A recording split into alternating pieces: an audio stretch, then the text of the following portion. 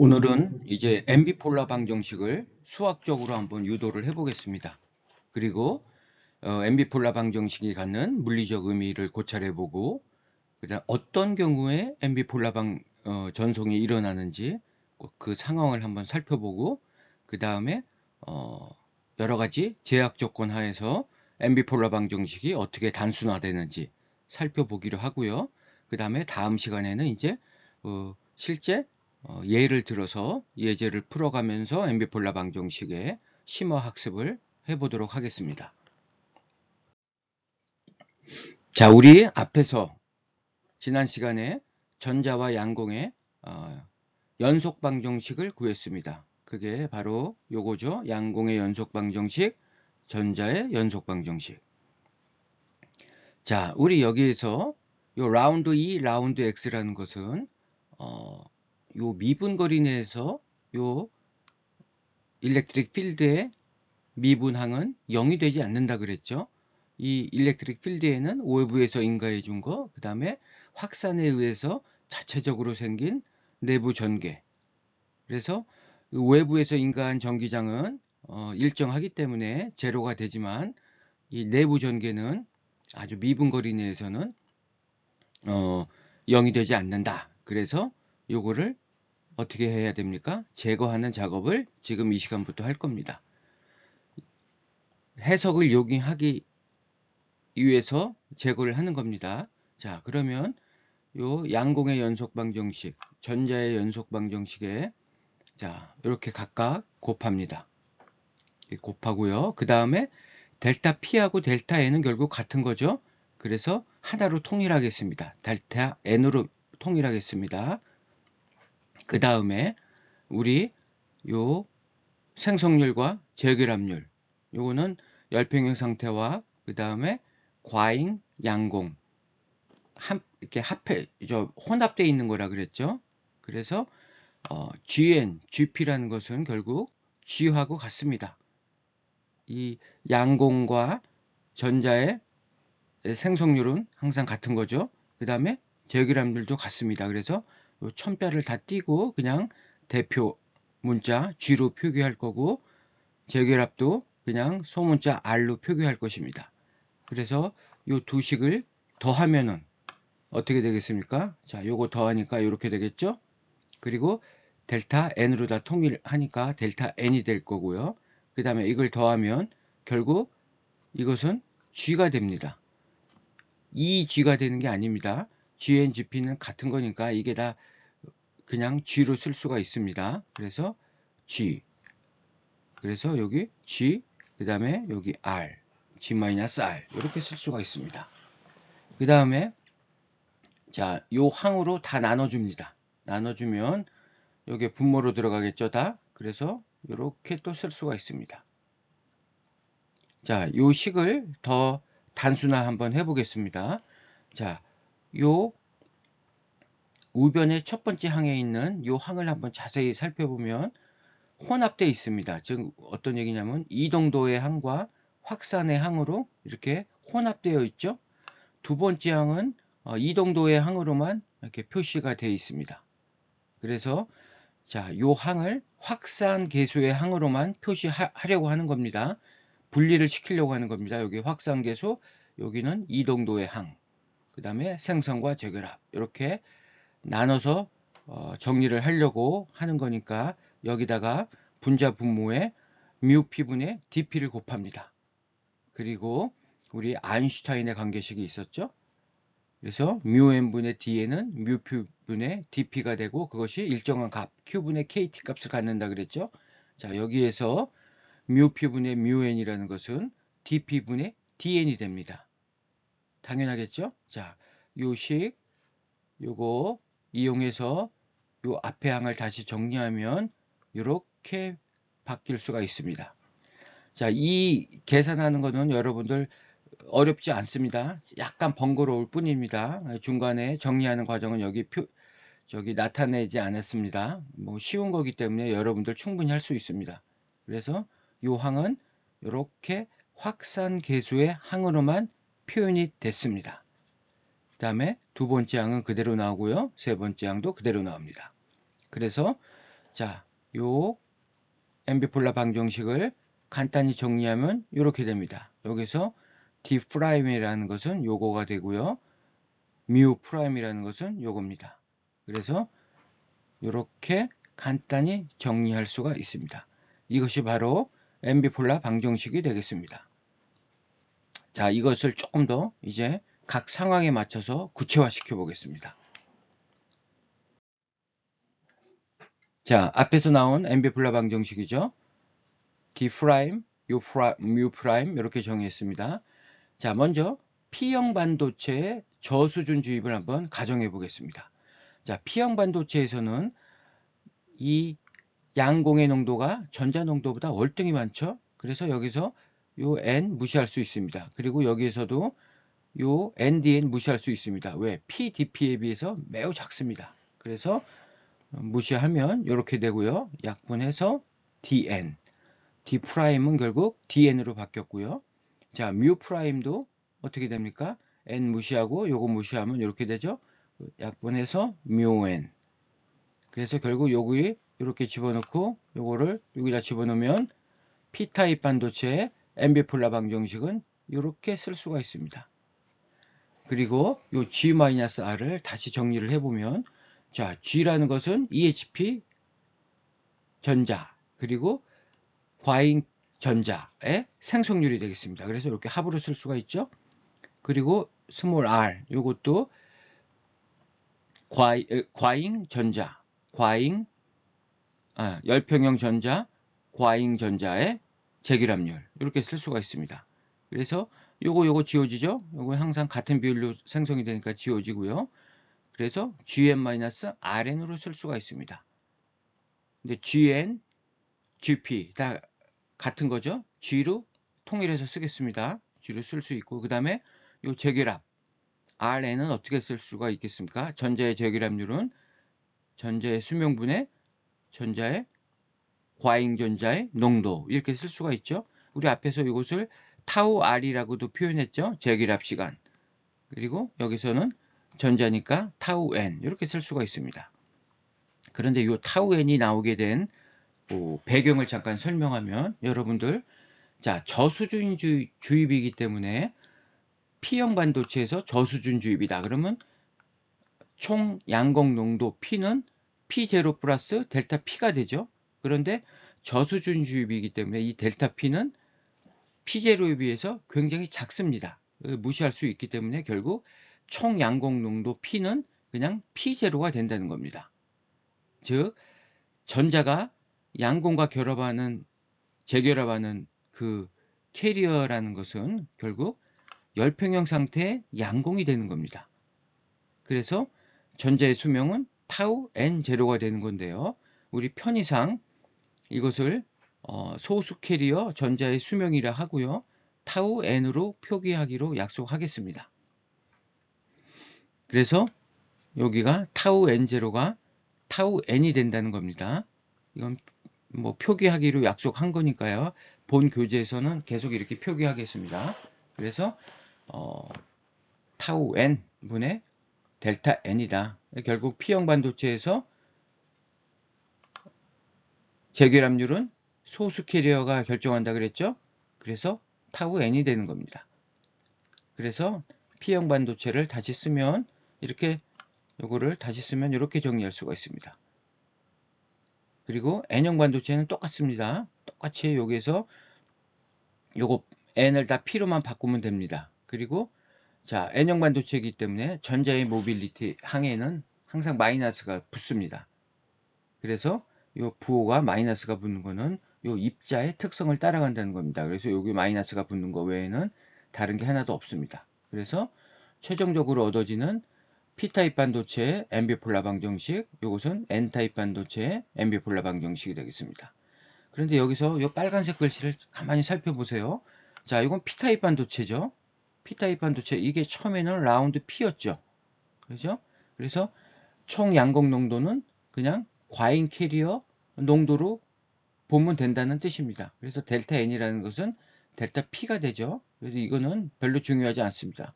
같습니다. 델타 N 이퀄 델타 P. 그래서 이 과잉 캐리어의 시간적 변화율, 어떻게 된다? 앞에 항을 보면 dn이 붙죠. 전자의 확산계수입니다. 그리고 전자의 이동도항, 그리고 전자의 재결합항. N타입 반도체를 보면 양공의 확산계수, 양공의 이동도, 양공의 재결합률. 이상하죠? P타입 반도체인데 이 전송 특성은 결국 전자가 열쇠를 쥐고 있다는 뜻입니다. 그래서 요약을 해보면, 자, 과잉 다수 캐리어, 뭐 과잉자를 빼도 됩니다. 다수 캐리어, 즉 P타입 반도체의 양공이 되겠죠. 양공의 전송 특성은 과잉 소수 캐리어, 즉 전자가 주도하며, 즉 과잉 소수 캐리어 전송 특성. 이 전송 특성이라는 것은 확산계수, 모빌리티, 그 다음에 재결합률, 이런 거로 결정이 된다.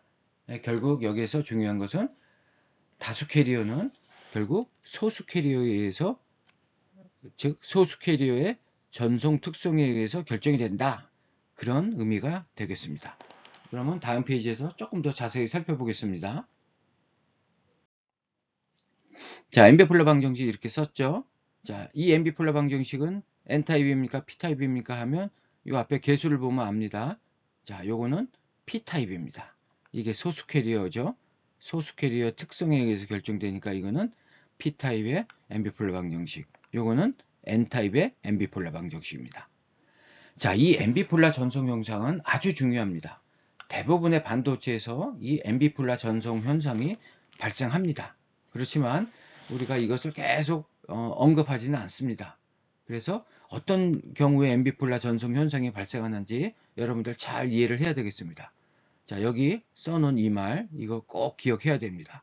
그래서 전자와 양공이 함께 존재하는 상태에서, 자, 소수 캐리어, 여기서 전자가 될 수도 있고 양공이 될 수도 있죠. 자, 소수 캐리어가 이제 확산을 할 겁니다. 이때 확산할 때는 전하 중성을 유지하면서 두 캐리어가 같은 방향으로 이동한다. 우리 앞에 연속 방정식에서도 설명했었죠. 전하 중성의 법칙을 만족한다는 겁니다. 처음에 아주 짧은 거리 내에서는 만족하지 않지만 전체적으로 보면 전하 중성을 만족하죠.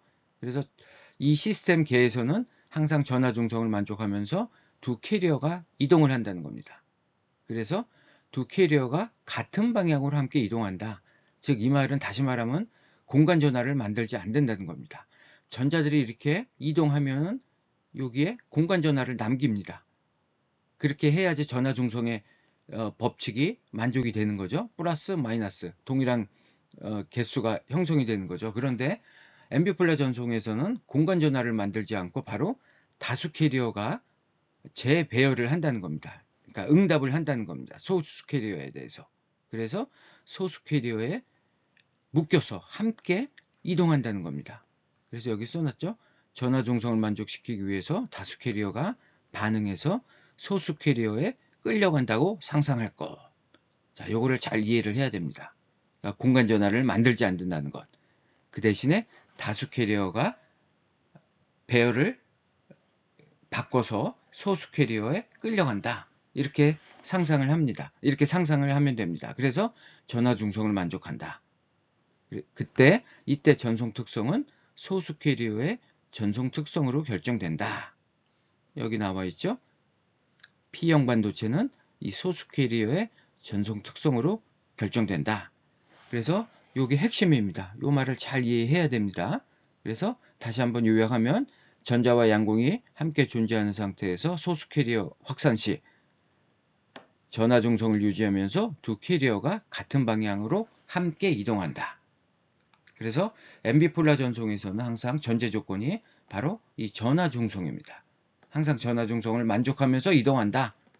그래서 공간 전하를 만들지 않고 다수 캐리어가 전하 중성을 만들기 위해서 끌려간다. 이렇게 생각을 하라는 겁니다.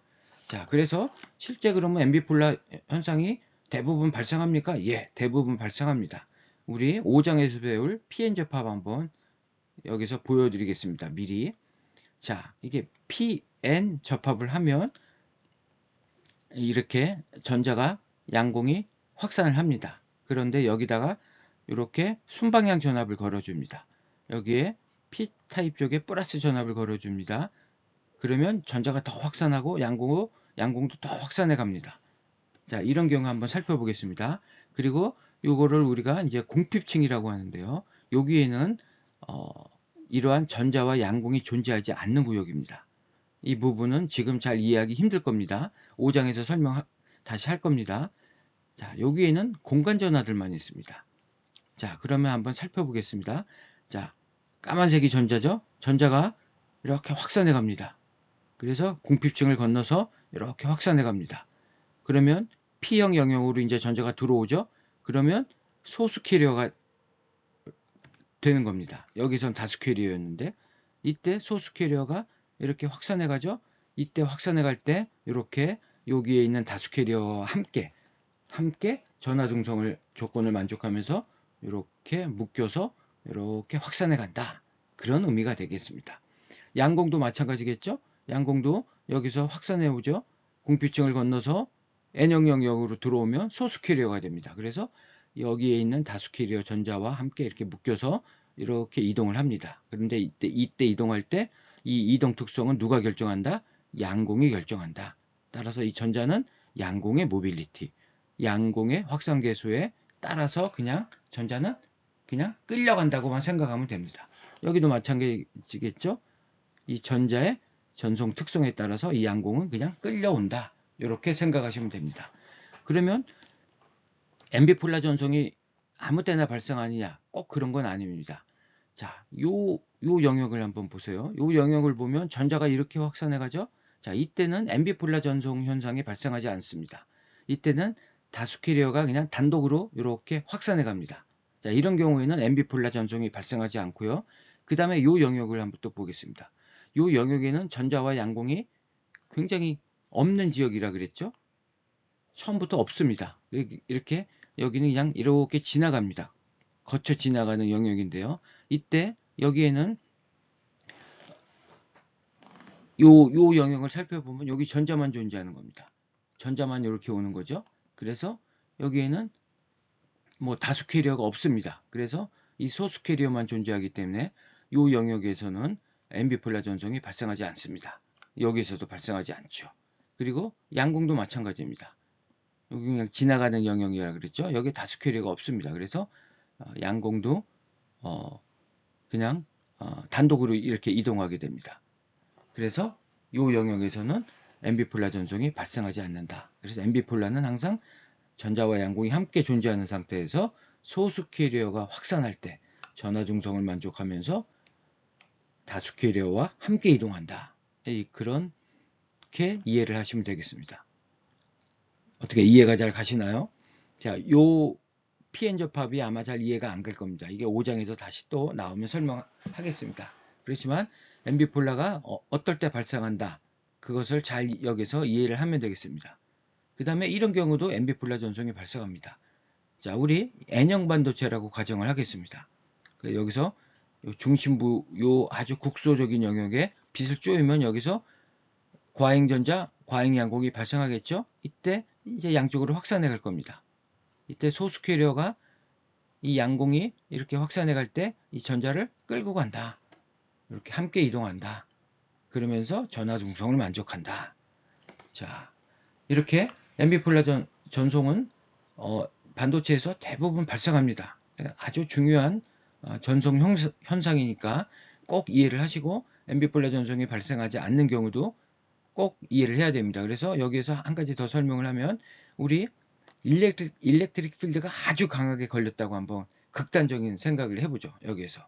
그러면 양공이 확 갈 겁니다. 그리고 전자도 확 갈 것이고 이런 경우에는 이 영역에서조차도 엠비폴라 전송이 발생하지 않을 수 있습니다. 캐리어들이 워낙 빨리 움직이게 되겠죠. 이 일렉트릭 필드가 너무 극단적으로 강하면 그러면 양공은 그냥 확 이쪽으로 끌려가고요. 전자도 이쪽으로 확 끌려옵니다. 그래서 이렇게 함께 가지 않고 그냥 단독으로 양공이 휙 가고 전자도 휙 가고 이런 현상도 발생은 할 수 있습니다. 그런 경우에는 엠비폴라 전송이 발생하지 않습니다. 즉 일렉트릭 필드가 아주 극단적으로 강한 경우 그런 경우는 매우 드뭅니다. 이해를 돕기 위해서 설명한 겁니다. 그래서 엠비폴라 전송이 발생하는 경우, 안 하는 경우 잘 이해를 하시고 MB폴라 전송이 발생할 땐 어떤 현상이 어떻게 캐리어들이 전송되는지 여기 써 있는 요 말은 꼭 잘 암기하는 게 좋겠습니다. 자, 그럼 다음 페이지를 보겠습니다. 자, 마지막 페이지인데요. MB폴라 제약 조건입니다. 자, N형 반도체의 경우만 예를 들었습니다. P형 반도체도 동일합니다. 자, 여기 제한 조건이라고 써 있는데요. 이제 다음 시간에 이 제한 조건을 이용해서 문제를 다 풀어볼 겁니다. 자, 정상 상태라는 것은 과잉 캐리어의 시간적 변화율이 제로가 되겠죠. 그래서 좌변을 0으로 놓고 이렇게 놓을 수가 있습니다. 여기 0이 되니까 이렇게 되겠죠. 그 다음에 도핑을 균일하게 했다. 그러면 이 도핑 농도는 거리에 따라서 일정할 겁니다. 그래서 미분을 하면 0이 됩니다. 그래서 아주 간단히 MB폴라 방정식이 바뀌었죠. 자, 이런 경우도 문제를 한번 풀어보겠습니다. 그 다음에 일렉트릭 필드를 가하지 않은 상태, 뭐 빛만 쪼이고 있다. 뭐 그런 경우에는 요 일렉트릭 필드 항이 0이 되니까 요 항이 0이 되겠죠. 그럼 그때 MB폴라 방정식은 이렇게 바뀝니다. 자, 이런 경우 각각의 경우를 상정해서 다음 시간에는 이제 예제를 풀어보겠습니다. 여러분들 오늘 아주 중요한 거 배웠습니다. 반복 학습을 통해서 꼭 이해를 해야 됩니다. 자, 그럼 오늘 강의는 이것으로 마치겠습니다.